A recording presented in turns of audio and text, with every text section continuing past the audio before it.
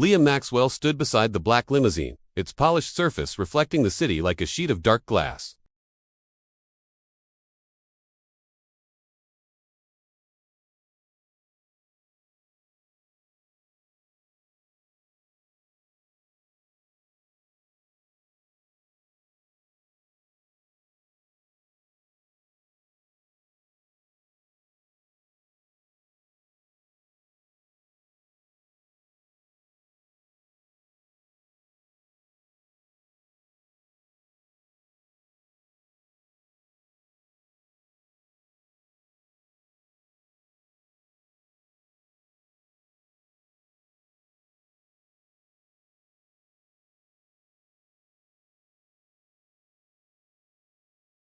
Today, none of that existed.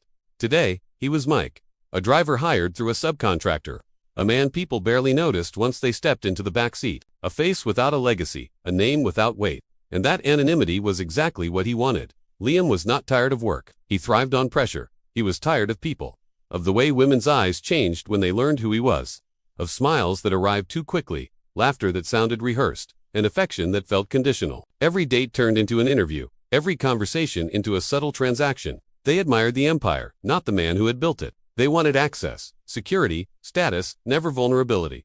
He wanted something dangerously simple. To be chosen without explanation. The idea had taken root during a sleepless night, staring out over the city skyline from his penthouse. What if he removed the power? What if he erased the name? Would anyone still reach for him? The experiment was reckless, emotionally irresponsible, and impossible to explain to anyone else. But Liam had committed fully. He stepped into a role where rejection would be honest, and therefore devastating. The revolving doors of the corporate building spun open, pulling him back into the present. Sarah Jenkins stepped outside. She carried a stack of folders pressed to her chest, weaving effortlessly through the crowd. Her red hair was tied back neatly, though one rebellious strand escaped and brushed her cheek when the wind moved. She wore a simple green dress, modest, unremarkable by fashion standards, yet she stood out in a way no expensive outfit ever could. Liam's chest tightened before he could stop it. He had noticed Sarah weeks earlier during one of his anonymous visits to the lower floors. It wasn't her appearance that caught his attention first, it was her laughter.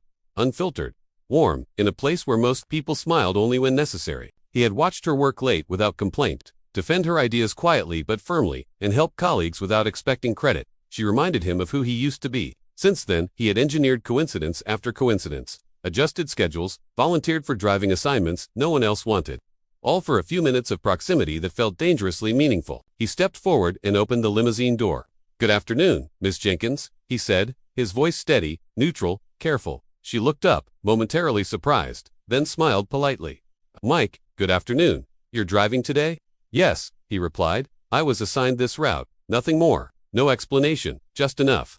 She nodded and slid into the back seat. The door closed quietly, sealing them inside the private stillness of the car. The faint scent of flowers followed her in, not overwhelming, just human. Liam took his place behind the wheel, his hands gripping it tighter than usual. As the car moved through traffic, conversation came slowly.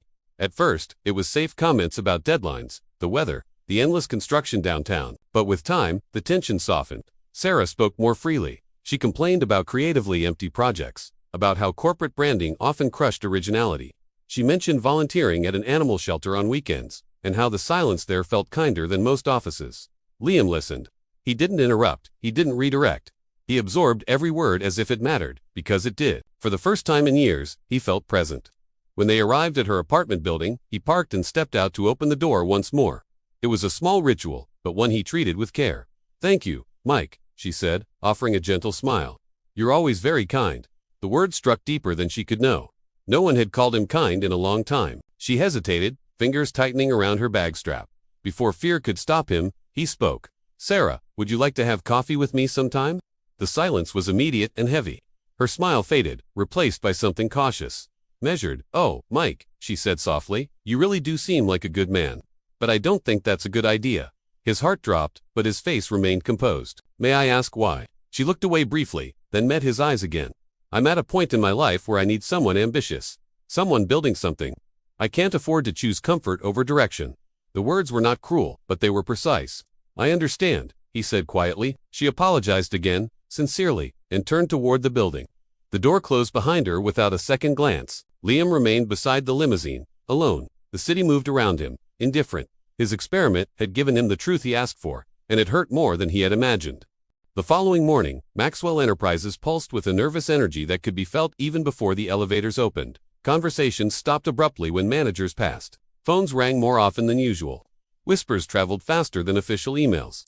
Something big was coming. Sarah Jenkins sat at her desk on the third floor, eyes fixed on her screen. Though she had reread the same design brief at least 5 times, her focus refused to settle. Her thoughts kept drifting back to the previous evening, to the quiet disappointment in Mike's eyes, to the way his shoulders had remained straight even as rejection landed between them. She told herself she had done the right thing. She needed ambition, direction, stability. She had promised herself long ago that she would never attach her future to someone without a clear path forward. And yet, the guilt lingered in a way she didn't expect. Mike hadn't argued, hadn't pushed. He had simply accepted her answer, and that quiet dignity haunted her more than anger ever could. Her phone vibrated on the desk. Executive floor, boardroom C, immediate attendance required. Her breath caught. The CEO rarely summoned designers directly, especially not without notice. She stood, smoothing her dress with trembling fingers, and stepped into the elevator.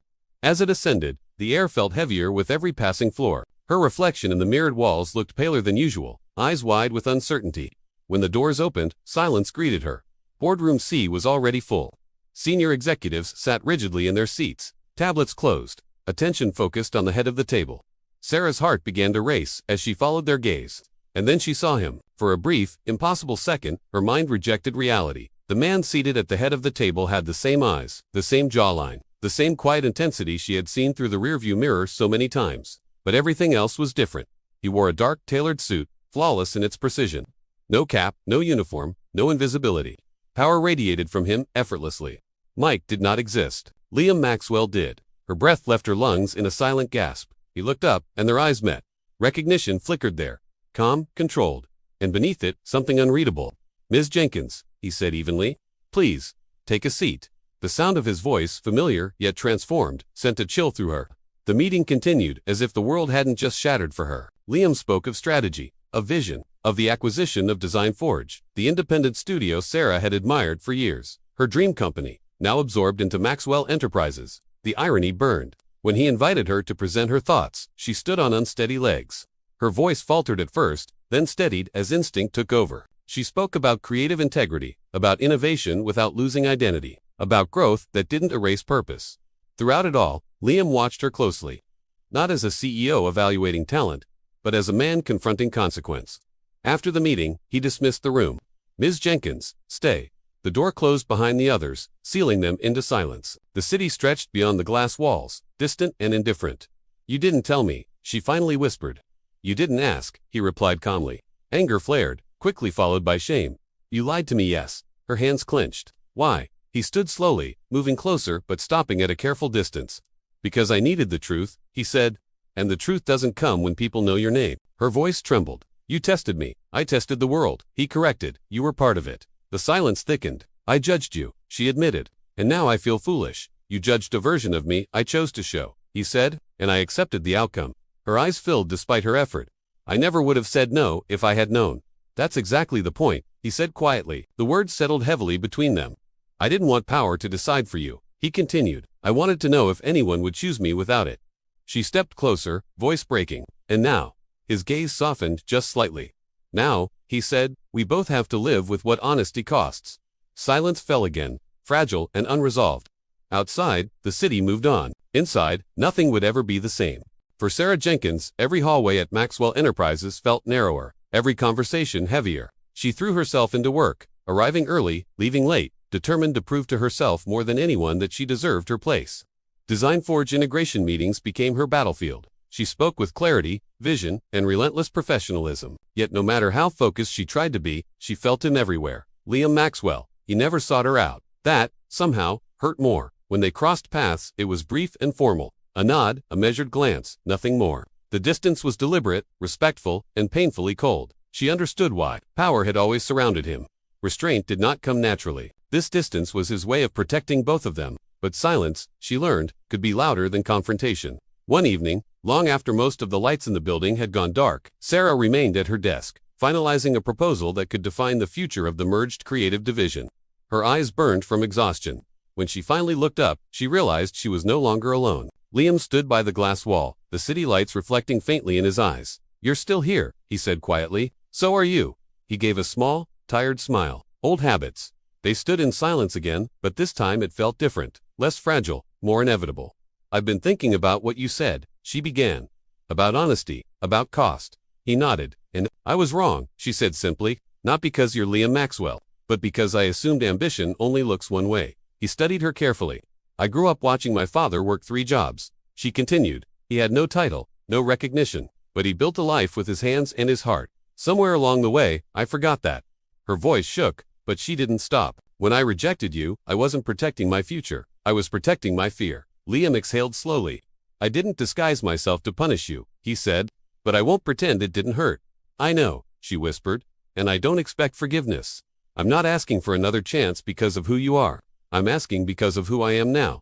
He moved closer, closing the distance at last. You want to know what frightened me most? He said. It wasn't your rejection. It was how icily I believed I deserved it. Her eyes lifted to his. You never did. Silence fell, not empty, but full. Liam reached into his jacket and pulled out a folded document, placing it gently on her desk. What's this? A proposal, he said. Design Forge will operate independently. And I want you to lead it. Her breath caught. This is everything I dreamed of. Yes, he said, but it comes with a condition. Her heart raced. You don't owe me anything, he continued. Not gratitude, not loyalty, not affection. If you stay, it's because this is what you want, not because of me. Tears finally fell. You're still testing me, she said softly. No, he replied, I'm setting you free. She laughed through tears. And the coffee, she asked, is that still optional? His lips curved into a genuine smile, the kind she had only seen once before, in the rearview mirror. It always was. They met not as CEO and employee, not as driver and passenger, but as 2 flawed people standing at the edge of truth. Outside, the city continued to glow, indifferent, vast, alive. Inside, something new had begun, not built on illusion, not granted by power, but chosen, together,